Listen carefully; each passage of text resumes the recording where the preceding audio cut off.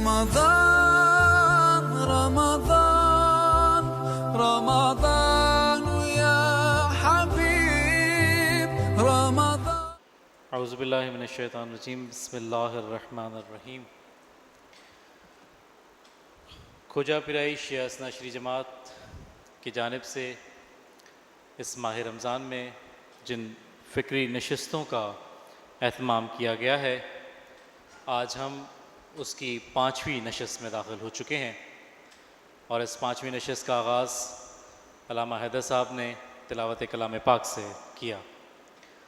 آج کی ہمارے اس نشست کا عنوان نہج البلاغہ پر ایک نظر. نہج البلاغہ کا کمپائلر کون ہے؟ نہج البلاغہ میں موضوع کیا ہیں؟ اور بلاغت کسے کہتے ہیں؟ ان سوالات کے جوابات اور اس طرح کے دیگر سوالات کے جوابات کے لیے میں ملتمس ہوں حجت الاسلام والمسلمین مولانا محمد رضا دادانی صاحب سے کہ وہ آئیں اور اس حوالے سے ہماری رہنمائی فرمائیں. بر محمد و آل محمد صلوات. اعوذ باللہ من الشیطان الرجیم. بسم اللہ الرحمن الرحیم. الحمد للہ رب العالمین والصلاة والسلام علی اشرف الانبیاء والمرسلین واہل بیتہ الطیبین الطاہرین المعصومین. اما بعد فقد قال اللہ سبحانہ وتعالی فی القرآن الحکیم. بسم اللہ الرحمن الرحیم. الرحمن علم القرآن خلق الانسان علمہ البیان. صلوات علی محمد و آل محمد.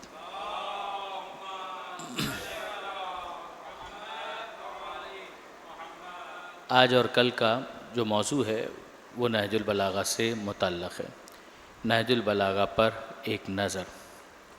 زبان کوئی بھی ہو، اس زبان کے اندر فصاحت اور بلاغت کو ایک اہمیت حاصل ہے. نہج البلاغہ کو ڈسکس کرنے کے لیے سب سے پہلے ہم ان دونوں الفاظ کے اوپر تھوڑی سی توجہ کریں کہ لفظ فصاحت اس سے کیا مراد ہے، لفظ بلاغت اس سے کیا مراد ہے. اور یہاں پر فصاحت اور بلاغت کو ایکسپلین کرنے کے لیے میں ٹیکنیکل ٹرمز کا سہارا آپ کے سامنے نہیں لینا چاہتا. جو بالکل سامنے کی بات ہے وہ میں آپ کی خدمت میں عرض کرنا چاہوں گا. فصاحت سے مراد یہ ہے کہ بہترین الفاظ کا انتخاب کیا جائے. مثلا اگر آپ کھانے میں بھی دیکھیں تو اگر آپ کسی کی دعوت کرتے ہیں تو سب کچھ تو نہیں پکا کر اس کے سامنے رکھ سکتے ہیں، تو آپ کو چوزی ہونا پڑتا ہے، سلیکٹیو ہونا پڑتا ہے، اور آپ اس کے اندر یہ دیکھتے ہیں کہ اس موقع پر کیا چیز ہے کہ جس کا انتخاب کیا جانا چاہیے. جیسے ہی موقع کا لحاظ آپ نے کیا، یہ بلاغت کا حصہ بن گیا. جب تک وہ الفاظ کا انتخاب ہے، اگر کسی معنی کو پہنچانے کے لیے لفظ کا آپ نے انتخاب کیا، اگر یہ معنی کو پہنچانے کا کام کر سکتا ہے تو وہ فصاحت کے ماتحت آ جائے گا کہ اس میں آپ نے کتنے حسن کا مظاہرہ کیا، کتنے آپ سلیکٹیو ہوئے، کتنا آپ نے صحیح انتخاب کیا. لیکن اسی انتخاب کے ساتھ ساتھ اگر آپ نے موقع کا بھی لحاظ کیا تو یہ موقع کا لحاظ جو ہے وہ اس کو بلاغت عطا کرتا ہے. میں آپ کی خدمت میں عرض کروں کہ مثلاً آپ نے بہترین کھانے کا انتخاب کیا اور آپ نے مثلاً بریانی بھی پکا لی، آپ نے مثلاً سموسے بھی پکوا لیے، آپ نے گاجر کا حلوہ بھی بنوا لیا اور 25 دوسری ڈشیں بھی بنوا لی. لیکن جب پتہ چلا کہ موقع کیا تھا تو پتہ چلا کہ یہ موقع تھا کسی کے سویم کا یا چہلم کا، تو اس موقع کی مناسبت سے اس کا کوئی تعلق نہیں. اس موقع پر کوئی ایسی اگر کسی کو کھلانا بھی تھا تو کوئی ایسی غذا ہونی چاہیے تھی کہ جو اس موقع کے تقاضوں کو پورا کرے. مثلا دال چاول ہوتے مثلا. اسی طریقے سے اگر آپ لباس کے اوپر آ جائیں، ایک یہ ہے کہ لباس کا سلیکشن، تو ہم یہ کہیں لباس ایسا ہونا چاہیے جو ساتر ہو، جو جسم کو چھپانے والا ہو. بہت اچھی بات ہے، مگر یہ جسم کو چھپانے والا لباس کالا بھی ہو سکتا ہے، زرق برق بھی ہو سکتا ہے. جیسے ہی آپ نے یہ کہا کہ اس موقع پر جب کہ میں کسی کے انتقال پہ جا رہا ہوں تو یہ والا لباس نہیں چلے گا. کیوں نہیں چلے گا؟ کیا یہ ساتر نہیں ہے؟ نہیں، ساتر ہے، مگر یہ غم کا موقع ہے. اس غم کے موقع پر زرق برق لباس نہیں ہوگا، اس غم کے موقع پر سادہ لباس ہوگا اور آئیڈیلی کالا لباس ہوگا، سیاہ لباس ہوگا. اگر آپ عاشورہ کے دن نکل آئیں مثلاً 3 پیس سوٹ پہن کر، تو یہ معقول نہیں ہے، جبکہ وہ لباس ٹھیک ہے، اس لباس کے اندر لباس ہونے کے اعتبار سے کوئی خرابی نہیں۔ فصاحت اور بلاغت میں یہی ایک تعلق بنتا ہے۔ فصاحت بہترین الفاظ کے انتخاب کا نام ہے، مگر وہ بہترین الفاظ پھر اس موقع کی مناسبت سے آیا فٹ ہوتے ہیں یا فٹ نہیں ہوتے ہیں۔ اگر وہ فٹ ہوتے ہیں تو ٹھیک ہے، اور اگر فٹ نہیں ہوتے ہیں تو پھر یہ بلاغت کے خلاف ہو جائے گا۔ تو یہاں پر جو اب تک میں نے بات کی، ان دونوں لفظوں کا جو ایک بنیادی فرق ہے۔ پھر میں آپ سے عرض کر رہا ہوں کہ اس حوالے سے مفصل کتابیں لکھی گئی ہیں، معنی اور بیان کے حوالے سے بہت کچھ لکھنے والوں نے لکھا ہے۔ فصاحت کیا ہوتا ہے، بلاغت کیا ہوتی ہے، ان ساری چیزوں کو ڈسکس کیا گیا ہے۔ میں تو بالکل جو سامنے کی چیز ہے کہ جس سے ہمارے لیے مطلب اور مدعا جو ہے وہ روشن ہو جائے، وہ چیز آپ کے ساتھ شیئر کرنا چاہتا ہوں۔ اب آئیے، یہ جو کتاب ہے جس کا نام نہج البلاغہ ہے، یعنی بلاغت کی راہ پر کس طریقے سے، اس کتاب کا بڑا کنٹریبیوشن ہے۔ یعنی ایک تو جو اس کا نام ہے وہ خود بتاتا ہے کہ اس کے ذریعے سے جو بلاغت کا منہج، جو بلاغت کا راستہ ہے، اس کی ایک رہنمائی کی جا رہی ہے۔ بلیغ الفاظ، فصیح الفاظ، ان کا کس طریقے سے کس موقع پر استعمال کیا جاتا ہے، ان سب کا اس کتاب کے اندر سید رضی نے تعارف کروایا۔ یہ اس کے کمپائلر ہیں۔ سید رضی کا جو زمانہ ہے، یہ بات ذہن میں رکھیے گا، 4 صدی کے یہ عالم ہیں۔ یعنی غیبت صغریٰ کا جو زمانہ تھا وہ 329 ہجری تک کا تھا، 329، کیونکہ حضرت امام زمانہ عجل اللہ تعالیٰ فرجہ الشریف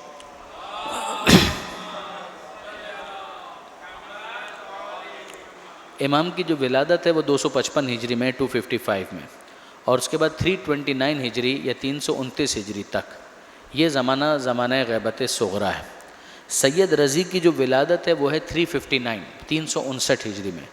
359 ہجری کا مطلب یہ ہوا کہ 329 ہجری کے اوپر کافی سال ہو چکے ہیں۔ ابھی ایسا نہیں ہے کہ نصف صدی گزر چکی ہو، لیکن کافی سال گزر چکے ہیں، اور اس کے بعد سید رضی کی ولادت ہوتی ہے۔ یعنی آپ یوں سمجھیے کہ یہ غیبت کبریٰ کا تقریباً ابتدائی زمانہ بن جائے گا، جس کے 20-25 سال گزر چکے ہیں۔ اور پھر سید رضی کی جو وفات ہے وہ 406 ہجری میں، 359 ہجری میں ولادت ہے، اور 406 ہجری کے اندر سید رضی کی وفات ہے۔ اس کا مطلب کیا ہوا؟ اس کا مطلب یہ ہوا کہ سید رضی کی زندگی بہت مختصر ہے، بہت ہی مختصر ہے۔ ان کی زندگی کل 46-47 سال کی ہے۔ 46-47 سال میں نہج البلاغہ کو کمپائل کرنے کا کام کب مکمل ہوا؟ ان کی وفات سے 6 سے 7 سال پہلے، یعنی جب وہ ہارڈلی 40-41 ایئرس کے تھے، 40-41 سال کے، تب انہوں نے اس کارنامے کو انجام دیا سید رضی نے۔ اب سید رضی کا جیسے ہی ہم نام لیتے ہیں نا، اس کے ساتھ ہی ہمارے سامنے دوسرا نام آ جاتا ہے، سید مرتضیٰ علم الہدیٰ۔ سید مرتضیٰ علم الہدیٰ اور سید رضی یہ دونوں بھائی ہیں، اور یہ بغداد کے اندر ہیں، اور بغداد اس زمانے میں شیعت کا مرکز ہے۔ یہ اگر آپ خود بغداد کی اور سامرہ کی جو ہسٹری ہے اس کو اگر آپ تھوڑا سا توجہ کریں گے اور اس پر دقت کریں گے تو آپ کو اندازہ ہوگا کہ بغداد شیعوں کا ایک مرکز تھا۔ اگرچہ اس کو بنایا منصور دوانکی نے تھا، اس کو ری بلڈ کیا تھا منصور دوانکی نے، وہ بہت پرانی بات ہو گئی، یہ تو چھٹے امام کا زمانہ ہو گیا۔ اور اس زمانے میں شہر کا نام تھا مدینہ منصور، یعنی منصور کا شہر۔ آج بھی اگر آپ بغداد کے اندر کہیں کہیں جائیں گے تو آپ کو یہ نام بھی، پرانا نام اس کا لکھا ہوا نظر آئے گا۔ یہ منصور دوانکی کا آباد کیا ہوا شہر، اس میں جب 7ویں امام ان کو گرفتار کر کے لایا گیا اور پھر بعد میں ان کی شہادت ہوئی، اور پھر بعد میں جب 7ویں امام وہیں پر دفن ہوئے ہیں، تو اس زمانے کے اندر شیعوں نے بغداد میں سکونت اختیار کرنا شروع کر دیا تھا، ایک بڑی تعداد، کہ اسی بہانے کسی موقع پر شاید 7ویں امام سے ملاقات ہو جائے۔ پھر آپ جانتے ہیں کہ جب 8ویں امام کی شہادت ہوئی وہ مشہد کے اندر، پھر 9ویں امام کی شہادت ہوئی ہے یہیں پر واپس بغداد کے اندر، یعنی امام تقی جواد علیہ السلام کی۔ وہاں پر یہ دونوں قبریں اور یہ 2 اہم مزارات جب بن گئے تو شیعوں کی آبادی وہاں پر اور بڑھنے لگی۔ پھر بعد میں جب سامرہ، جو بغداد سے تھوڑا فاصلے پر ہے مگر سامرہ ایک نئے شہر کے طور پر جب آباد ہو رہا تھا، تو شہر بغداد کے اندر ہی بہت سارے شیعوں نے سکونت اختیار کی، جیسے کہ سامرہ کو وہاں سے ایکسیس کرنا آسان تھا۔ لہٰذا ہم دیکھتے ہیں کہ ہمارے بہت سے علماء جو ہیں ان کی قبریں بغداد کے اندر ہیں۔ مثلا محمد ابن یعقوب قلینی، ان کی قبر جو ہے بغداد کے اندر ہے۔ اسی طرح سے نواب اربع، جو غیبت صغریٰ کے زمانے کے جو 4 نائبین ہیں، عثمان بن سعید، محمد بن عثمان، حسین بن روح اور علی بن محمد السامری، ان چاروں کی قبریں بھی شہر بغداد کے اندر ہیں۔ اچھا، ان چاروں کی قبریں بغداد شہر کا مطلب کیا ہوا؟ وہی 329 ہجری تو آ گیا۔ 329 ہجری جو غیبت صغریٰ ہے، اس غیبت صغریٰ کا اختتام ہو رہا ہے علی بن محمد السامری کی وفات پر، اور ان کی قبر جو ہے وہ بغداد کے اندر ہے۔ اس سے آپ اندازہ کریں کہ چاروں بڑے نائبین آپ کے جو غیبت صغریٰ کے ہیں وہ سارے کے سارے شہر بغداد کے اندر دفن ہیں، اور اسی کے ساتھ لگا ہوا جو زمانہ ہے وہ غیبت کبریٰ کا آغاز کا زمانہ ہے۔ اسی میں جو ہمارے پاس بغداد کے حوالے سے اہم شخصیت ابھر کر سامنے آتی ہے وہ ہے شیخ مفید علیہ رحمہ علی اللہ مقامہ۔ یہ شیخ مفید علیہ رحمہ یہ استاد ہیں سید رضی کے اور سید مرتضیٰ کے، ان دونوں کے استاد ہونے کا شرف حاصل ہے شیخ مفید کو۔ وہی شیخ مفید کہ جن کی قبر 7ویں اور 9ویں امام کے روضے کے احاطے ہی کے اندر موجود ہیں۔ اور شیخ مفید کے بھی جو استاد تھے صاحب کامل الزیارات، جن کی بہت اہم کتاب ہے کامل الزیارات، وہ بھی وہیں شیخ مفید کی، اور یہ دونوں بالکل پاس پاس ہی دفن ہیں احاطہ امام موسیٰ کاظم اور امام تقی جواد علیہ السلام میں۔ تو اگر آپ اس چین کو دیکھیں کہ یہ غیبت صغریٰ سے پہلے ہمارے 9ویں امام کی شہادت، اور اس سے پہلے ہمارے 7ویں امام کی شہادت، سامرہ میں 11ویں امام، سامرہ کے اندر 10ویں امام، اور اس زمانے کے اندر بغداد اپنے پیک پر ہے، اور اس وقت سائملٹینیسلی دوسرا جو سینٹر شیعوں کا جو چل رہا تھا وہ قم کا تھا۔ مثلا شیخ صدوق کے والد ابن بابوے، یہ زمانہ تقریباً وہی بنے گا، اور اسی زمانے کے اندر یہ افراد قم کو سنبھالے ہوئے تھے، اور قم شیعوں کا بالکل ایک سائملٹینیس، ایک پیرالل، ایک سینٹر کے طور پر معروف تھا۔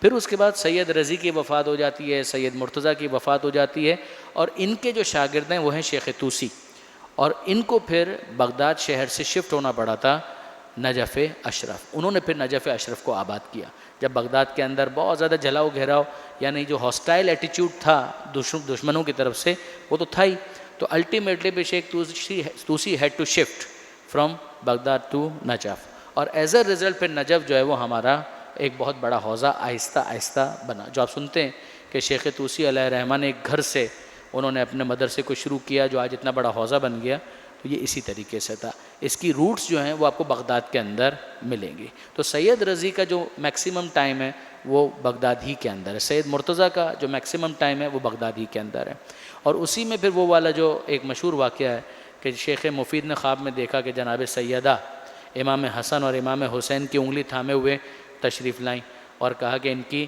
تعلیم کا آپ اہتمام کریں۔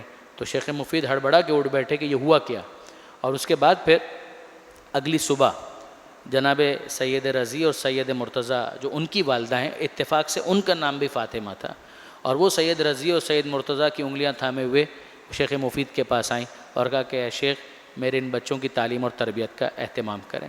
اس وقت شیخ مفید نے کہا کہ اب مجھے سمجھ میں آیا کہ شہزادی مجھے کس طرف متوجہ کرنا چاہ رہی تھیں، کہ یہ دونوں افراد کہ جن کو میرے سامنے لایا جا رہا ہے یہ معمولی شاگرد نہیں ہیں، یہ وہ ہیں کہ جن سے کوئی کام لینا مقصود ہے۔ اور واقعاً پہ سید مرتضیٰ اور سید رضی ان دونوں نے تشیع کے حوالے سے بہت ہی اہم خدمات انجام دی۔ سید رضی کا تعارف تو نہج البلاغہ ہو گیا، لیکن ایسا نہیں ہے کہ سید رضی نے اور کتابیں نہیں لکھیں۔ امامت کے حوالے سے بھی ان کی کتاب موجود ہے، خود تفسیر اور تعویل قرآن کے حوالے سے بھی ان کی کتاب موجود ہے۔ سید رضی ادیب بہت بڑے تھے، شاعر بہت بڑے تھے، جو خود نہج البلاغہ کی جو معرفت ان کو اتنی تھی، اس کی ایک بہت بڑی ریزن یہ تھی کہ سید رضی جو تھے وہ بہت بڑے ادیب مانے جاتے ہیں عربی زبان کے اعتبار سے، اور ان کا جو کلام ہے اشعار کی صورت میں اس پر بہت سو نے کام بھی کیا ہے، تبصرے وغیرہ بھی اس پر موجود ہیں۔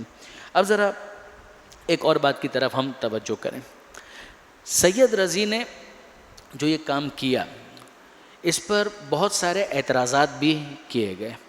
ایک اعتراض تو یہی کیا گیا کہ سید رضی نے یہ امیر المومنین کا جو کلام جو جمع کیا ہے یہ امیر المومنین کا کلام نہیں ہے، بلکہ یہ سید رضی کی اپنی کوشش ہے۔ بعض نے اس کے اندر یہ مغالطہ دینے کی بھی کوشش کی کہ یہ اصلاً سید رضی کی کوشش نہیں ہے، یہ سید مرتضیٰ کا کام ہے۔ سید رضی اور سید مرتضیٰ کے درمیان اس کو گڈمٹ کرنے کی بھی کوشش کی گئی۔ اب ہم شبہات کی طرف آ رہے ہیں کہ وہ شبہات کیا ہیں جو نہج البلاغہ کے حوالے سے ایجاد کیے گئے۔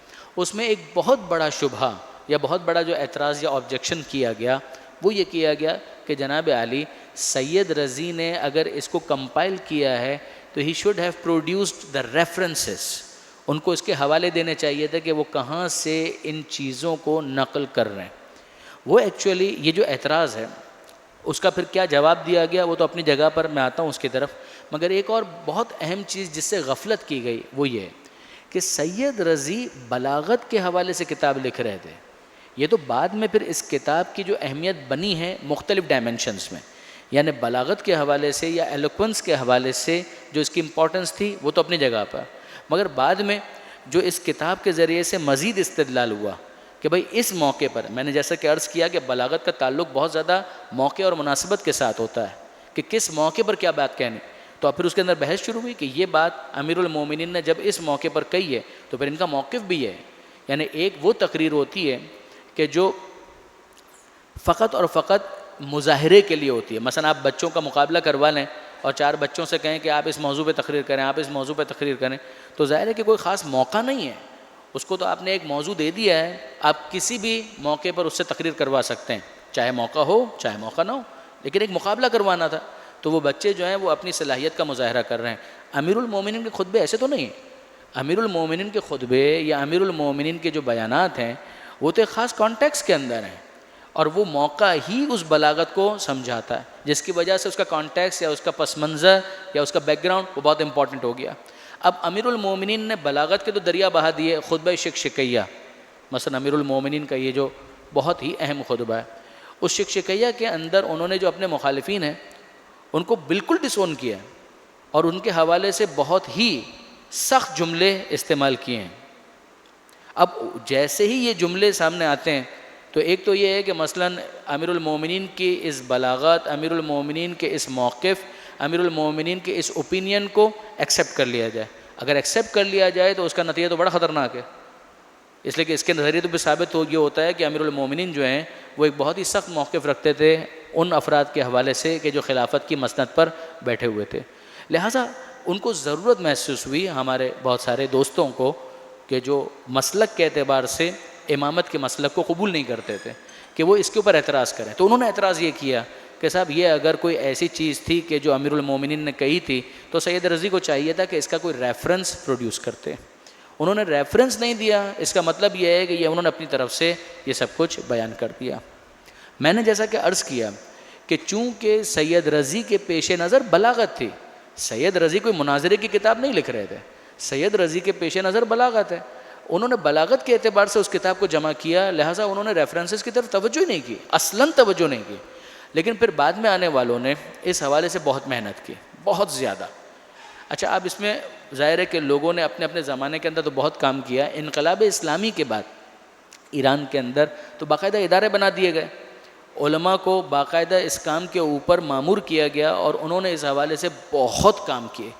کل کی جو نشست ہوگی اس میں مزید کچھ کتابوں کا میں تعارف بھی آپ کے سامنے پیش کروں گا اس حوالے سے، مگر سر دست اگر آپ فقط اور فقط اس کتاب کو دیکھ لیں جو علامہ ذیشان حیدر جوادی کا ترجمہ ہے۔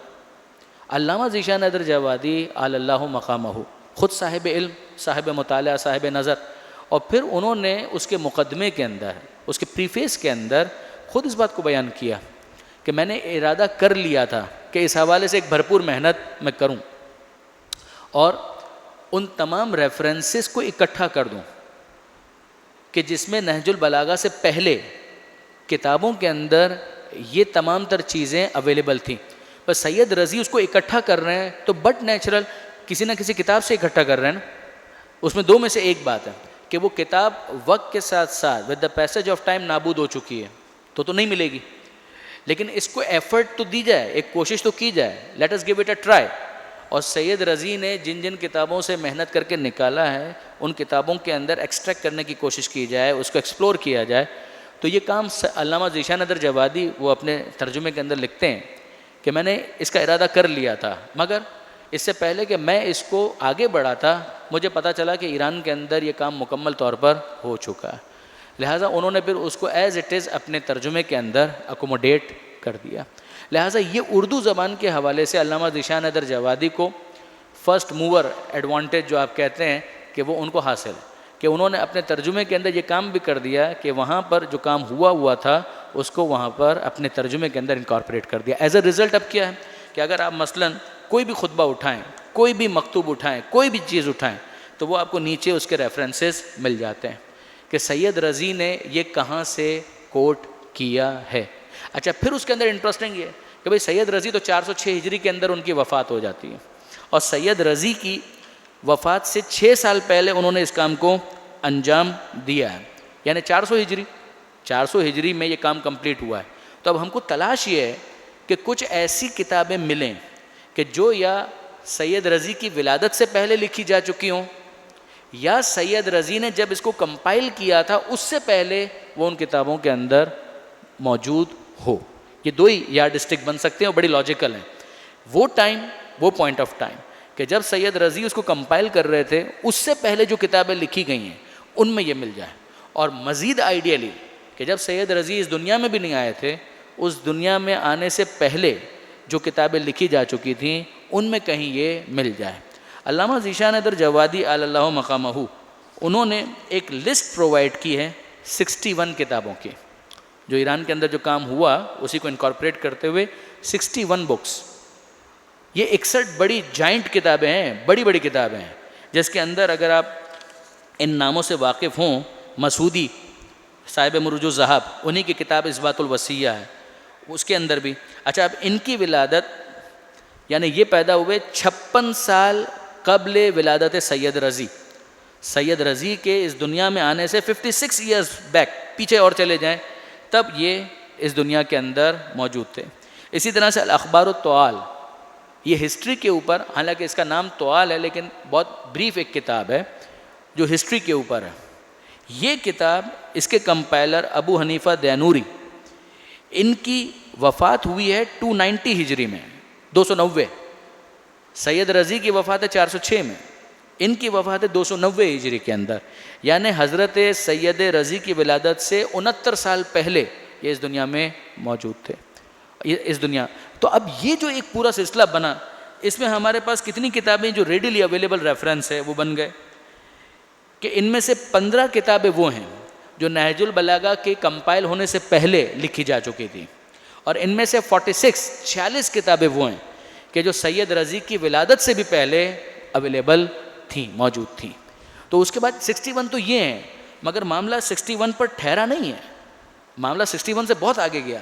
علامہ عبدالعزیز الخطیب, انہوں نے 180 کتابوں کا حوالہ دیا ہے, 180, جس کے اندر نہج البلاغہ کا کانٹینٹ بکھرا پڑا ہے, جہاں سے لے کر اس کو سید رضی نے کمپائل کیا تھا. اچھا, پھر لطف کی بات یہ ہے کہ اردو زبان کے اندر حضرت آیت اللہ علامہ سید علی نقی نقن صاحب علی اللہ مقامہ, انہوں نے ایک زبردست کام کیا تھا, اور انہوں نے کام کیا تھا اس زمانے کے اندر جب اتنی فیسلٹیز بھی نہیں ہوتی تھی. نہج البلاغہ کا استناد, نہج البلاغہ کا استناد, ان کی یہ کتاب, یہ بکلیٹ ہے, 100 صفحے سے کچھ زیادہ کا ہوگا, آئی تھنک کہ شاید وہ ریپرنٹ ہو گیا ہے. پڑھنے والی کتاب, خاص طور پر جن کا ایکیڈمک ٹیسٹ ہے, کہ جو واقعاً ادبی اور یہ اس طرح کی تحقیقی چیزیں پسند کرتے ہیں. نہج البلاغہ کا استناد حضرت آیت اللہ علامہ سید علی نقی صاحب, اردو کتاب کے اندر انہوں نے لکھی, اور اس کے اندر مختلف لغتوں کے اندر, مختلف ڈکشنریز کے اندر, ابن اسیر وغیرہ نے, ان سب نے اپنی اپنی کتابوں کے اندر جہاں جہاں ان چیزوں کو, مثلا امیر المومنین کا یہ کلام, یہ جملہ, اس کو ریفرنس کے طور پر پیش کیا, اور وہ سید رضی کی نہج البلاغہ کے اندر بھی موجود تھا. تو پھر اس کو انہوں نے وہاں پر اس کو شاہد کے طور پر, یعنی گواہی کے طور پر اس کو انہوں نے وہاں پر پروڈیوس کیا. ایز اے رزلٹ وہ بہت ہی زبردست ایک کام بنتا ہے. نہج البلاغہ کے حوالے سے بھی علامہ نقن صاحب کا کام تو کافی ہے, مگر خاص طور پر یہ دو چیزیں, نہج البلاغہ کا استناد 1, اور نمبر 2 مفتی جعفر حسین صاحب کا جو ترجمہ ہے, اس کے اگر آپ مقدمے کے طور پر دیکھیں گے تو وہاں پر بھی آپ کو نہج البلاغہ کے حوالے سے بڑا عالمانہ, بڑا محققانہ ایک مقالہ آپ کو ملے گا علامہ سید علی نقی صاحب کا, پڑھنے سے تعلق رکھتا ہے. تو یہ دو جو اردو کے اندر نقن صاحب کے جو کام ہیں اس کو قطعاً اگنور نہیں کیا جا سکتا. اردو زبان کے حوالے سے انہوں نے ایک بہت ہی زبردست کنٹریبیوشن ایسے علمی موضوعات کے حوالے سے کیا ہے.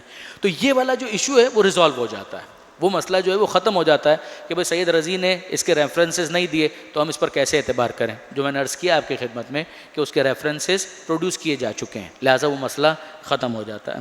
پھر اس کے بعد اگلی بات آتی ہے کہ مزید کیا شبہات ہیں کہ جو اس حوالے سے کیے گئے ہیں. ممکن ہے کہ اگر گنجائش ہوئی وقت میں تو کل بھی میں اس پہ مزید بھی کچھ بات کروں, لیکن آج کم سے کم یہ جو فہرست علامہ ذیشان حیدر جوادی صاحب نے لکھی ہے اس کو میں آپ کے سامنے عرض کرنا چاہوں گا. نمبر 1, پہلا اعتراض یہ کیا گیا کہ نہج البلاغہ, وہ ریفرنسز والے اعتراض کے بعد اب یہ فردر جو اعتراضات کی ایک لسٹ بنتی ہے اس کو ہم تھوڑا سا دیکھ رہے ہیں. نمبر 1 کہ نہج البلاغہ میں بار بار صحابہ کرام کے اوپر تنقید کی گئی ہے اور امیر المومنین یہ کیسے کر سکتے ہیں, لہٰذا یہ کلام امیر المومنین کا نہیں ہو سکتا. اب اس کے اندر دو چیزیں کہ صحابہ کرام سے آپ کی مراد کیا ہے. وہ شخص کہ جو پیغمبر اکرم کے ساتھ زندگی گزارے, ایمان کے ساتھ زندگی گزارے اور پیغمبر اکرم کا مخلص ہے, تو ایسے افراد کے خلاف کچھ بھی نہیں کہا گیا. ایسے افراد کی تو تعریف ہے نہج البلاغہ کے اندر.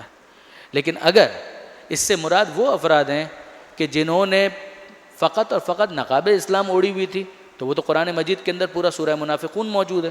جب قرآن مجید میں ایسے افراد کے اوپر تنقید ہو سکتی ہے تو پھر نہج البلاغہ میں یہ تنقید کیوں نہیں ہو سکتی. خطبہ شکیہ یا ایسی کوئی دوسری باتیں جو نہج البلاغہ کے اندر کی گئی ہیں وہ امیر المومنین کا درد دل ہے, وہ امیر المومنین نے بیان کیا. آپ کیوں اس ریئلٹی کو ایکسیپٹ نہیں کرتے کہ اس زمانے کے اندر حالات جو ہیں وہ آئیڈیل نہیں تھے. آپ کیوں اس کو ایک آئیڈیل سچویشن کے طور پر پریزنٹ کرنا چاہتے ہیں. That was not an ideal situation at all. اس زمانے کے اندر حالات خراب تھے, پیغمبر اکرم کی وفات ہو گئی تھی. پیغمبر اکرم کی وفات کے بعد بہت سارے افراد اپنے اپنے ایجنڈا کے اوپر کام کر رہے تھے. امیر المومنین اپنے آپ کو حق بجانب سمجھتے تھے. غدیر خم کا جو واقعہ تھا اسے امیر المومنین نے بار بار استدلال کیا ہے, نہیں قبول کیا, نہیں کیا. بہت ساروں نے پیغمبر اکرم کو قبول نہیں کیا. لیکن اب اس کے بعد اس ریئلٹی کو آپ فیس کریں کہ یہ ایک پرابلم تھی. امیر المومنین نے اس پرابلم کے اظہار کے لیے الفاظ کا انتخاب کیا اور بار بار خطبوں کے ذریعے سے بھی مختلف موقعوں پر اپنے اس موقف کو بیان کیا. بجائے اس کے کہ ہم اس ریئلٹی کو فیس کریں, ہم یہ کہیں یہ امیر المومنین کا کلام نہیں ہے, یہ کوئی علمی انداز نہیں ہے. قرآن مجید کے اندر بھی جب ہمیں مختلف قسم کے کیٹیگریز نظر آتی ہے ان افراد کی جو پیغمبر اکرم کے زمانے میں دعویٰ اسلام کیا کرتے تھے, تو ٹھیک ہے امیر المومنین نے ان میں سے بعض کو بعد میں اگر ایکسپوز کر دیا تو اس میں پرابلم کیا ہے. لہٰذا یہ اعتراض بھی کوئی وزنی اعتراض نہیں بنتا. دوسری بات جو ہے یہ تو بہت ہی عجیب ہے, واقعاً بہت عجیب ہے. مثلا اس کے اندر یہ کہا گیا کہ اس کتاب کے اندر نہج البلاغہ کے اندر وصیت اور وصایت اس کے الفاظ کا ذکر موجود ہے. مثلا اگر آپ دیکھیں کہ امیر المومنین نے امام حسن علیہ السلام سے وصیت کی اور اس کے ذریعے سے بہت ساری نصیحتیں قوم اور ملت تک اور امت تک پہنچائی ہیں. تو اعتراض کیا گیا کہ جناب یہ الفاظ اس زمانے کے اندر رائج ہی نہیں تھے. حیرت انگیز ہے اس لیے کہ قرآن مجید کے اندر یہ الفاظ استعمال ہوئے ہیں. ان ترک خیرا الوصیہ, یہ خود قرآن مجید کے اندر آیت کے طور پر پروردگار عالم نے استعمال کیا کہ اگر کوئی خیر چھوڑ کر جا رہا ہے, خیر سے یہاں پہ مراد ہے دولت, تو اس کو چاہیے کہ وہ وصیت کرے. تو یہ وصیت کا لفظ قرآن مجید کے اندر استعمال تو ہوا ہے.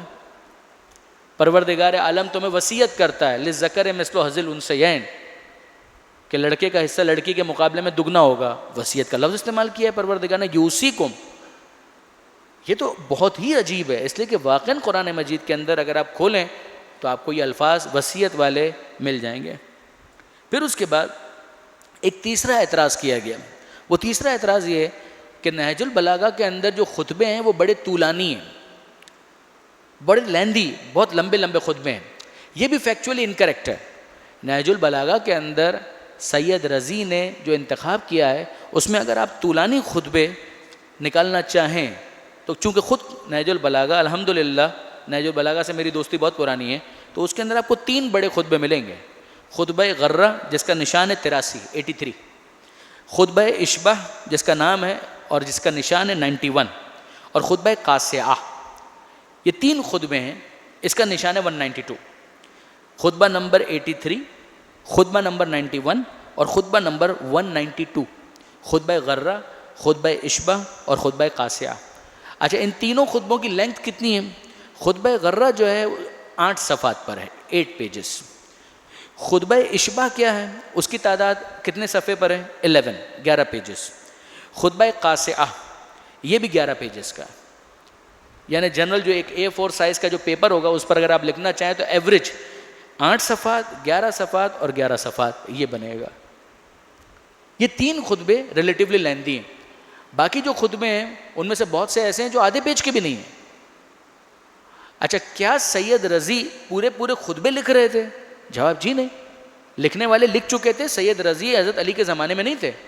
سید رضی تو اس کا انتخاب کر رہے ہیں کہ جو لکھنے والے لکھ کر جا چکے ہیں اس میں سے سید رضی اقتباس کر رہے ہیں، پک اینڈ چوز کر رہے ہیں کہ اپنی کتاب کے حوالے سے کہ بھئی اس موضوع کے اعتبار سے بلاغت کو اگر ہم موضوع قرار دیں تو اس کے اندر کون سی چیز یہاں پر زیادہ بیسٹ فٹ ہوتی ہے، یہ ان کا ٹارگٹ تھا. لیکن اگر مثال کے طور پر یہ معیار ہے کہ طولانی خطبے اس زمانے میں نہیں دیے جاتے تھے، اگر ان کو بہت زیادہ طولانی مان لیا جائے، کیونکہ بعض احباب نے خطبہ فدق پر بھی یہ اعتراض کیا ہے، تو پھر آپ کو خطبہ حجۃ الوداع سے بھی دستبردار ہونا پڑے گا. خطبہ حجۃ الوداع کوئی چھوٹا خطبہ ہے؟ خطبہ حجۃ الوداع ٹھیک ٹھاک لیندی خطبہ ہے. اچھا اس کو بھی چھوڑیے اور پیچھے کی طرف جائیے. یہ جو عربوں کے ادب کے شاہکار ہوا کرتے تھے، معلقات 7 معلقات، 7 جو بڑے قصیدے ہیں جن کو آج بھی ادبیات کا شاہکار کہا جاتا ہے، امرؤ القیس کا، لبید کا اور دوسرے 6-7 جو اس کے شعراء ہیں، ان لوگوں نے جو لکھے تھے. اس زمانے میں تو لکھنے کا سچ رواج بھی نہیں تھا، بہت کم لکھا جاتا تھا. مگر آپ جانتے ہیں کہ خانہ کعبہ کے اوپر یہ جو بڑے شاہکار ہوتے تھے ان کو لکھ کر لٹکا دیا جاتا تھا. اس کو یاد کس نے رکھا؟ یہ کیا لائبریری کے اندر محفوظ ہوتے تھے؟ اس زمانے کے اندر تو ان کے ضائع ہونے کے چانسز بہت زیادہ ہیں. اس کو فراموش مت کیجیے گا. آج بھی جو کلاسیکل عربک ہے اس کو جج کرنے کے لیے اسی لٹریچر کو یوز کیا جاتا ہے، اسی لٹریچر کو یوز کیا جاتا ہے کہ 7 معلقات کے اندر اس نے کیا کہا تھا، اس کے ذریعے سے اگر کوئی مطلب سمجھ میں آ جائے تو آج اگر مثلا حدیث کی کتابوں کے اندر کوئی لفظ استعمال ہوا ہے اور اس معنی کو اس بات کرنا ہو، شاہد وہاں سے لایا جائے یعنی گواہی وہاں سے لائی جائے، that is considered to be acceptable. اس لیے کہ اصل جو سورس ہے اس کو دیکھا جائے گا. میں اور سمجھانے کے لیے آپ کی خدمت میں عرض کروں کہ اگر آپ مرزا غالب کا کوئی شعر کوٹ کر دیں اور اس سے یہ اسٹیبلش کر دیں کہ مرزا غالب نے یہ لفظ اس معنی کے لیے استعمال کیا ہے تو وہ کافی ہوگا. اردو زبان کے اعتبار سے اس کو ایکسیپٹ کر لیا جائے گا. اگر میر انیس کا کوئی شعر کوٹ کر دیں وہ ایکسیپٹیبل ہو جائے گا کہ صاحب یہ جو لفظ مسٹر XYZ نے استعمال کیا ہے اور اس معنی میں استعمال کیا ہے اور آپ کہہ رہے ہیں کہ غلط استعمال کیا ہے. غلط استعمال نہیں کیا اس لیے کہ میر انیس نے یہ لفظ اسی معنی میں استعمال کیا ہے، مرزا غالب نے یہ لفظ اسی معنی میں استعمال کیا ہے، میر تقی میر نے یہ لفظ اسی معنی میں استعمال کیا ہے. اسی طریقے سے اگر آپ عربک کے اندر آ جائیں تو امرؤ القیس وہ جو 7 معلقات کا جو پہلا قصیدہ ہے، اگر اسی کے اندر سے کوئی شعر ہم کو مل جائے اور اس کے ذریعے سے یہ اسٹیبلش ہو جائے کہ یہ لفظ اس معنی میں استعمال ہوا ہے تو حدیث کے اندر استعمال ہونے والا وہ لفظ اس معنی کے اندر استعمال صحیح مان لیا جائے گا کہ یہ آپ نے صحیح انڈرسٹینڈ کیا ہے. یعنی وہ بحث آگے بڑھے گی، پھر اس کو ریجیکٹ کرنے کے لیے کسی اور بڑی دلیل کی ضرورت پیش آئے گی. اگر میں اپنی اس بات کو سمجھانے میں کامیاب ہوا تو اب اس کے بعد آپ اندازہ کریں کہ یہ جو اتنے لیندی جتنے بھی قصیدے لکھے گئے اور جن کے اوپر آج بھی حدیث کے الفاظ کے معانی کا دار و مدار ہے، پھر تو ان سے بھی دستبردار ہونا پڑے گا.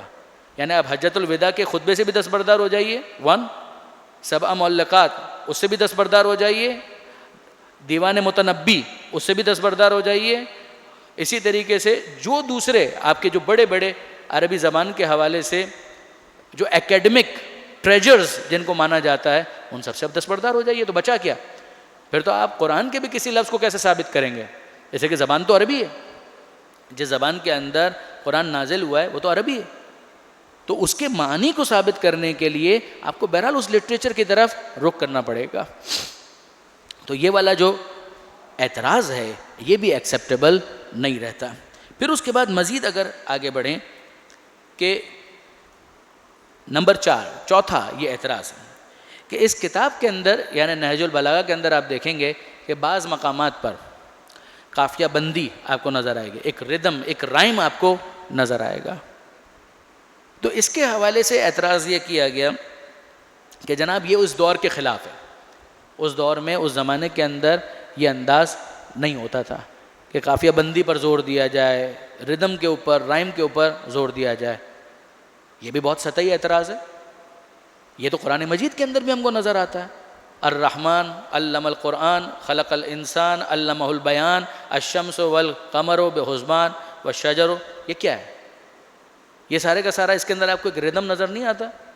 یاسین والقرآن الحکیم انک لمن المرسلین، یاسین سین، والقرآن الحکیم حکیم، انک لمن المرسلین مرسلین، لعلی صراط مستقیم تنزیل العزیز الرحیم، یہاں تک چلا۔ پھر اس کے بعد تھوڑا سا ٹریک چینج ہوا، لتنذر قوما ما انذر آباؤہم فہم غافلون۔ الحمدللہ رب العالمین الرحمن الرحیم مالک یوم الدین ایاک نعبد و ایاک نستعین اہدنا الصراط المستقیم صراط الذین انعمت علیہم، تھوڑا بریک، پھر غیر المغضوب علیہم ولا الضالین۔ یہ سب کے اندر آپ کو ایک ردم نظر نہیں آتا؟ ایک رائم آپ کو نظر نہیں آ رہا؟ شعر نہیں ہے وہ، یعنی قرآن مجید شعر نہیں ہے، مگر کیا اس کے اندر ایک ردم نہیں ہے؟ ردم تو ہے۔ تو آپ کیسے کہہ سکتے ہیں کہ مثلا یہ اس زمانے کے رواج میں نہیں تھا، اس زمانے میں اس کا رواج ہی نہیں ہوا تھا؟ یہ تو بڑی ہی ان اکیڈمک بات ہے۔ اسی طریقے سے مزید اگر آپ دیکھیں گے تو آپ کو ملے گا کہ جناب زینب سلام اللہ علیہا، درود بھیجے گا محمد و آل محمد،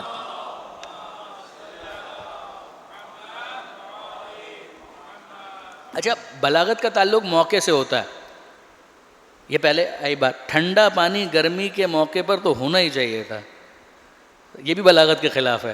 اچھا عرض یہ تھی کہ جناب زینب جب وہ خطبہ ارشاد فرما رہی تھی دربار ابن زیاد کے اندر، تو آپ کو وہاں پر بھی جملہ ملے گا ابن زیاد کا، کہ ابن زیاد نے اس موقع پر کہا کہ یہ عورت مسجع گفتگو کر رہی ہے، قافیوں کے ساتھ گفتگو کر رہی ہے، اور اس کا باپ بھی ایسا ہی تھا، اس کا باپ بھی اس کی گفتگو کے اندر بڑی کیلکولیشن ہوتی تھی، بڑی مسجع گفتگو اس کا باپ بھی کیا کرتا تھا۔ جناب زینب سلام اللہ علیہ کے اس بیان کے اوپر دشمن اہل بیت ابن زیاد کا یہ تبصرہ تھا۔ آپ کیسے کہہ سکتے ہیں اس زمانے کے اندر یہ رواج نہیں تھا؟ یہ تمام باتیں جو ہیں ان سب کی بنیاد وہی ہے کہ چونکہ نہج البلاغہ کے اندر امیر المومنین کے وہ خطبات بھی ہیں، وہ بیانات بھی ہیں کہ جس میں انہوں نے اپنے مخالفین کے اوپر حملے کیے ہیں، یعنی جو ان کا موقف ہے ان کے حوالے سے وہ انہوں نے بہت کھول کر بیان کیا ہے۔ اور اس کتاب کو بالکل ایبسولوٹلی ایکسیپٹ کر لینے کا مطلب یہ ہوتا کہ ان تمام تر چیزوں کو بھی گیون لے لیا جاتا، لہٰذا ان کی یہ پرابلمس تھی۔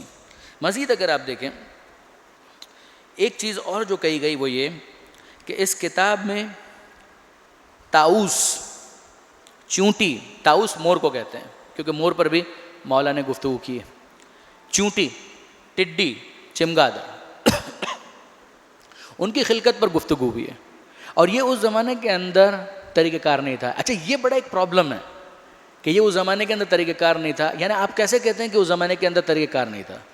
اچھا اس کو کہاں لے جا کر جوڑا؟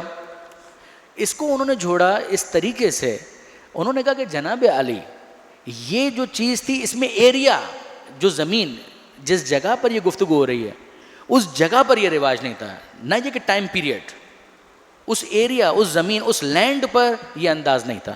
تو یہ کہاں پر انداز تھا؟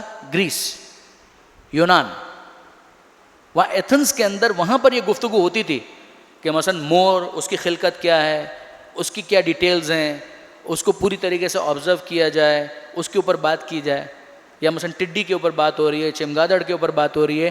تو یہ سارا جو بایولوجیکل جتنے سبجیکٹس تھے وہ عربوں کے درمیان اس طریقے سے پاپولر نہیں تھے، یہ وہاں پر پاپولر تھے، تو وہاں کسی نے اگر کہا ہو تو کہا ہو، عرب کے اندر کوئی یہ کہے یہ ایکسیپٹیبل نہیں ہے، یعنی کمال نہیں ہے کہ جس کے بارے میں پیغمبر اکرم یہ کہیں کہ انا مدینۃ العلم و علی بابوہا، میں علم کا شہر ہوں، علی اس کا دروازہ ہے، اس کے علم کے بارے میں ڈاؤٹ کا اظہار کیا جائے، اور گریک کے جو اسکالرز ہیں ان کے حوالے سے یہ سمجھا جائے گا صاحب وہ کہہ سکتے ہیں، علی نہیں کہہ سکتے۔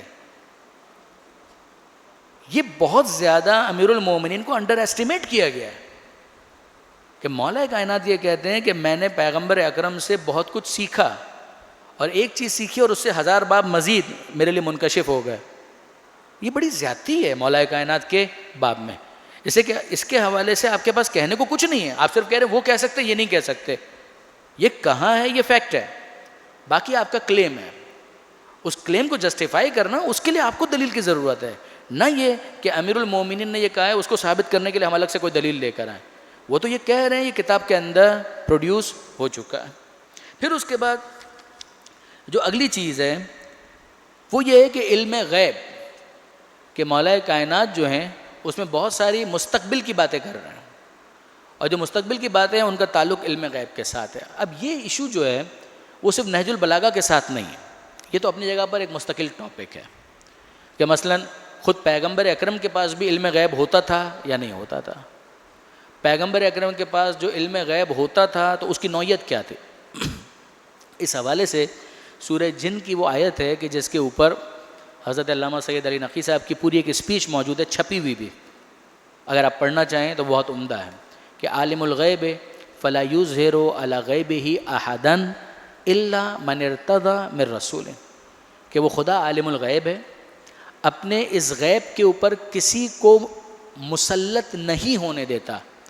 عالم الغیب فلا یظہر علی غیبہ احدا الا, مگر وہ, من ارتضی من رسول, اپنے رسولوں میں سے جس کو وہ چاہے.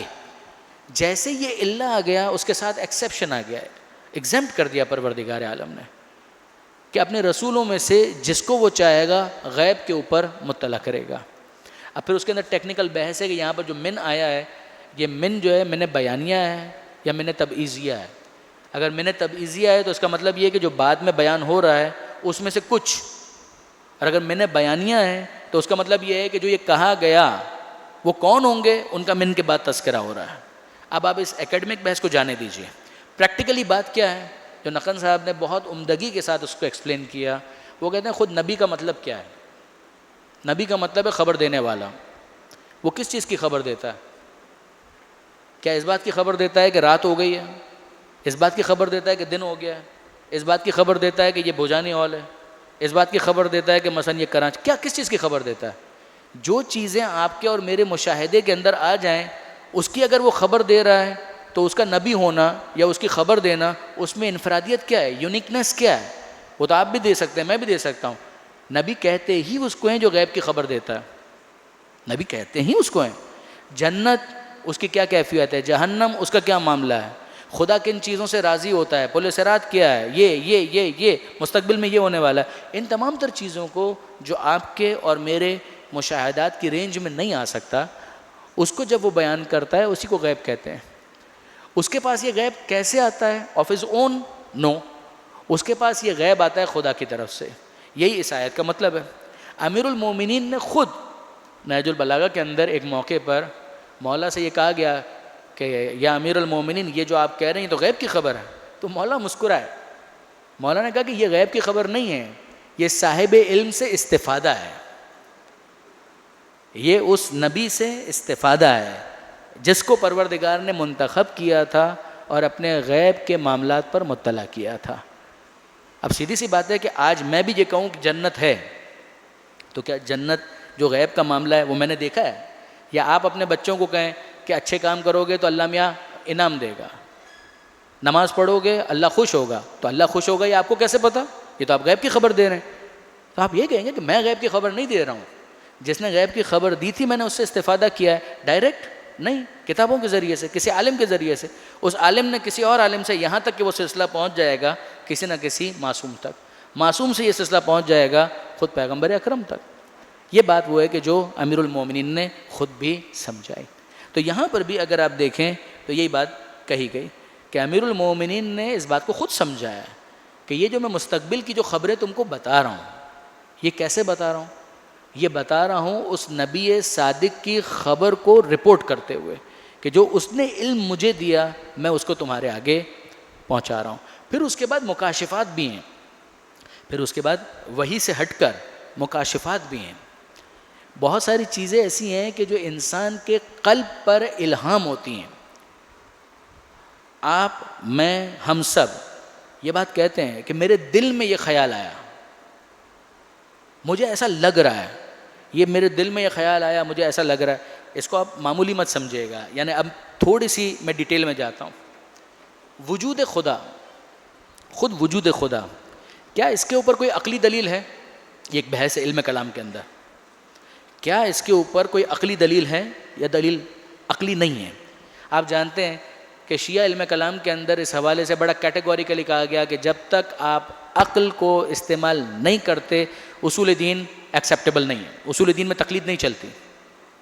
اصول دین کی بنیاد، اصول کہتے ہی بنیادوں کو ہیں، اصل یعنی بنیاد، اصول یعنی بنیادیں، اصول دین یعنی دین کی بنیادیں، جو بنیادی چیز ہے. پھر اس کے اوپر جو چیز بلٹ اپ ہو رہی ہے اس کی میں بات نہیں کر رہا، لیکن جو بیسکس ہیں، خدا ہے یا نہیں ہے تو ایک ہے یا ایک سے زیادہ ہے، رسول کو ہونا چاہیے یا نہیں ہونا چاہیے، نام اس کا رسول ہو، نبی ہو، کچھ بھی ہو، کسی کو خدا کا نمائندہ ہونا چاہیے یا نہیں ہونا چاہیے، قیامت کا دن ہے یا نہیں، نام اس کا قیامت ہو، day of judgement doomsday ڈے ہو، یوم الدین ہو، یوم الحشر ہو، یوم النشر ہو، کچھ بھی ہو.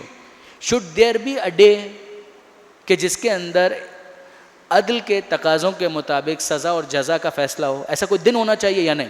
عقل انسانی کیا کہتی ہے؟ شیعہ علم کلام اس حوالے سے بہت کلیئر ہے. 1.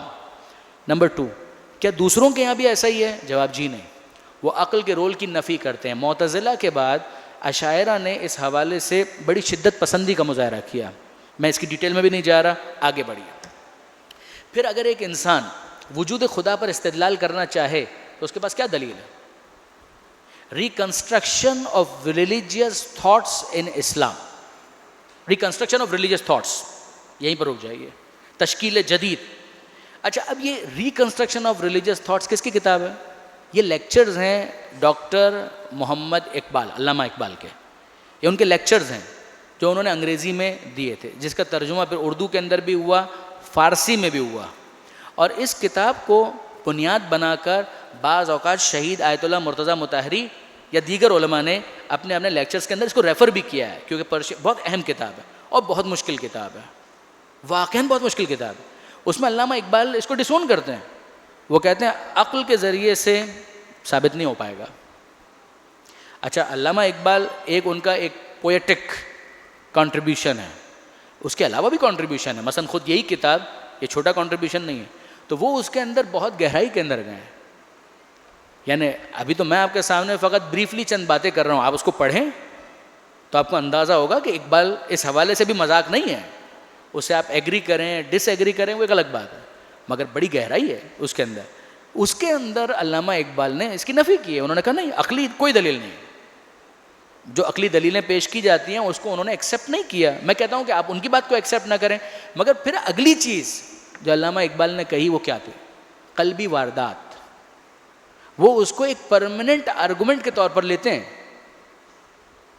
وہ کہتے ہیں کہ یہ مستقل ایک دلیل ہے. آپ اور میں جب اس دنیا کے اندر زندگی گزارتے ہیں تو ہماری بہت سی ایسی قلبی حالتیں ہیں جو مختلف ہوتی ہیں مختلف موقعوں پر، جن کے ذریعے سے پروردگار اپنی طرف متوجہ کرتا ہے. اس کو آپ واردات قلبی کہہ لیجئے، الہام کہہ لیجئے، دل میں آنے والا ایسا خیال جو خدا کی طرف متوجہ کر دے. وہ کہتے ہیں کہ یہ وہ دلیل ہے کہ جس کے ذریعے سے ایک انسان خدا کی طرف متوجہ ہوتا ہے. اس وقت ہمارا یہ موضوع نہیں ہے کہ ہم ان چیزوں کو انالائز کریں. میں فقط جو عرض کرنا چاہ رہا ہوں وہ یہ کہ ایک وہ وحی کی کیٹیگری ہے کہ جس کی بنیاد پر ہم کسی کو نبی یا رسول کہتے ہیں، وہ ایک الگ چیز ہے. وہ پیغمبر اکرم کے ساتھ سلسلہ ختم ہو گیا. مگر آپ جانتے ہیں کسی فرشتے کا بھی آ جانا کسی کے اوپر، یہ کوئی نبی سے مخصوص نہیں ہے. مثلا قرآن مجید کے اندر ہم جناب مریم کی ملائکہ سے گفتگو پڑھتے ہیں، اس میں کیا پرابلم ہے؟ یا اسی طریقے سے جناب سیدہ فاطمہ زہرا سلام اللہ علیہا،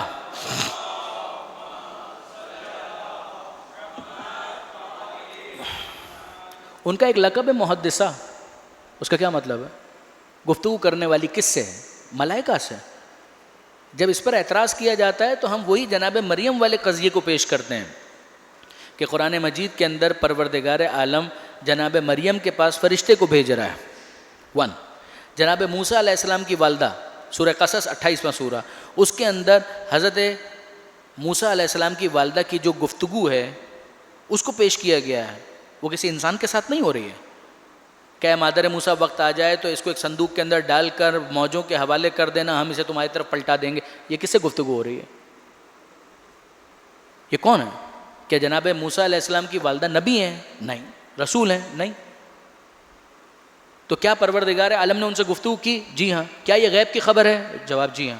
اے موسیٰ کی ماں اس کو صندوق میں ڈال کر دریا کے حوالے کر دینا، ہم اس کو تمہاری طرف پلٹا دیں.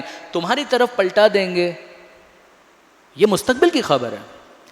کیا موسیٰ علیہ السلام بتا رہے ہیں کہ ہم یہ کہیں کہ وہ نبی ہیں، چاہے بچے ہیں مگر نبی ہیں؟ نہ. موسیٰ قرآن مجید کے جو الفاظ ہیں وہ ایسے ہیں. تو اب اس کے اندر پھر ایک بحث ہے کہ جناب یہ مخصوص نہیں ہے کہ پروردگار عالم کسی نبی اور رسول ہی کے لیے مستقبل کی خبروں کو مخصوص کر دے. ایسا نہیں ہے. دیگر افراد خاص طور پر ائمہ معصومین، ان کو بھی ان باتوں کی طرف متوجہ کیا جا سکتا تھا.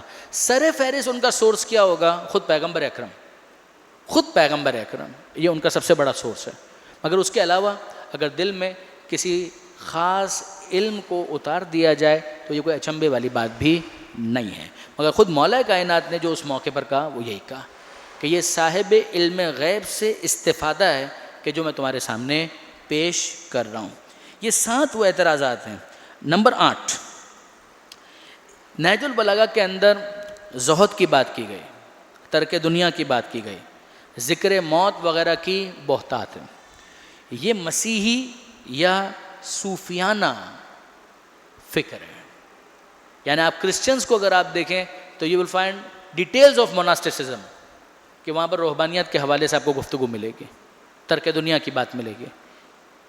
اسی طریقے سے صوفیہ نے بعد میں اس حوالے سے بہت کچھ کہا. مثلا جنید بغدادی نے بہت کچھ کہا، مثلا داتا گنج بخش نے بہت کچھ کہا، بابا فرید گنج شاہ، یہ تو بہت بات کہیں. اس سے پہلے والے بھی آپ چلے جائیں، مثلا محی الدین عربی نے بہت کچھ کہا، دیگر افراد نے کہا. تو ان لوگوں کا تو سمجھ میں آتا ہے علی کے زمانے میں، مولا کے زمانے میں یہ چیزیں کہاں تھیں. یہ الگ بات ہے کہ کرسچینٹی نے اس کو ایکسپلائٹ کیا، ٹرانسگریس کیا، لمٹس کو کراس کیا. 1. نمبر 2، یہ صحیح بات ہے کہ بعد میں صوفیہ نے اس کے اندر تجاوز کیا، کریکٹ. مگر اس کا کیا مطلب ہے کہ کیا قرآن مجید کے اندر موت کا ذکر نہیں ہے؟ پھر ایک مرتبہ اگر ہم یہ کہیں کہ اس زمانے میں یہ ذکر نہیں ہوتا تھا تو قرآن مجید کیا اس زمانے میں نہیں تھا؟ کل نفس ذائقۃ الموت، ہر زی روح کو موت کا ذائقہ چکھنا ہے. وہ تمام آیتیں جو ایصال ثواب کی مجلسوں میں عام طور پر آپ سنا کرتے ہیں. یہ لوگ موت کو دیکھ کر ایسے ڈر رہے تھے کہ اتنا ڈر تو ان کے دل میں خدا کا بھی نہیں ہے. تو یہ پروردگار عالم نے ان کے موت سے فرار اختیار کرنے کو کنڈیم کیا ہے. تو کیا یہ کہا جا سکتا ہے کہ قرآن مجید جو ہے وہ کرسچن اپروچ کو اپنے اندر پیش کر رہا تھا؟ یہ زیادتی ہے. یا یہ کہیں کہ قرآن مجید نے صوفیہ کے انداز کو لے کر اپنے اندر سمو دیا؟ یہ زیادتی ہے. امیر المومنین اس بیلنس کو سمجھاتے ہیں. آپ خاص طور پر کانٹیکس دیکھیں. پیغمبر اکرم کی وفات ہو چکی ہے، پہلی خلافت، دوسری خلافت، تیسری خلافت میں کرپشن اپنے عروج پر ہے. بنو امیہ ایک کاؤنٹر ریولوشن کے نتیجے میں اقتدار کے اوپر قابض ہو چکے ہیں. اس زمانے میں ہر چیز میٹیریلسٹک ہو چکی ہے. کیا اس موقع پر امیر المومنین کو اس کا مقابلہ کرنے کے لیے دین کی اصل روپیش نہیں کرنی ہے کہ زہد کیا ہوتا ہے؟ دنیا میں رہتے ہوئے دنیا کے نہ بنو، دنیا کا مال اگر تمہارے لیے بچ بھی گیا تو تم اس کے لیے نہیں بچو گے. یہ سارے جملے کیا بتاتے ہیں؟ کیا مولا یہ کہہ رہے ہیں کہ شادی مت کرو، تمہاری اولاد نہیں ہونی چاہیے، تمہیں گھر نہیں بنانا چاہیے؟ ہم اسی نہج البلاغہ کے اندر پڑھتے ہیں کہ امیر المومنین ڈانٹ دیتے ہیں.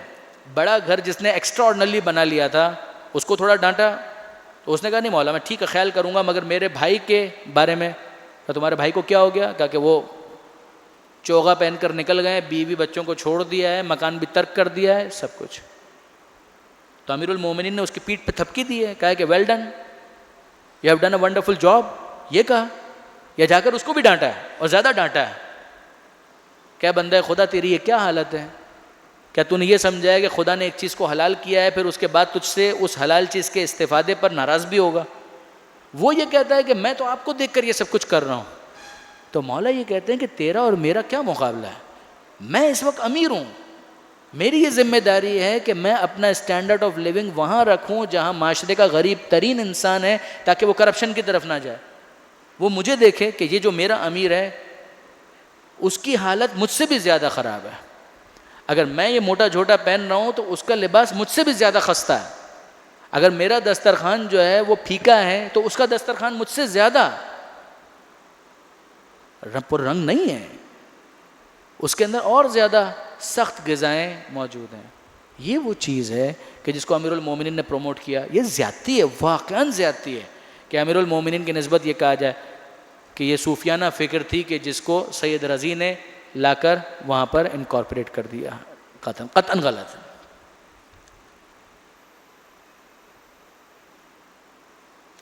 یہ کچھ اعتراضات تھے.